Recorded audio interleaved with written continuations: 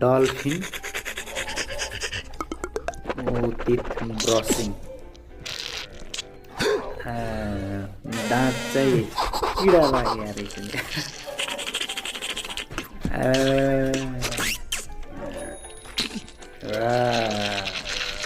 तर सब खसे यसले सानो एक्टिङ गरिदिन्छ साउन्ड इफेक्ट चाहिँ गुड साउन्ड इफेक्ट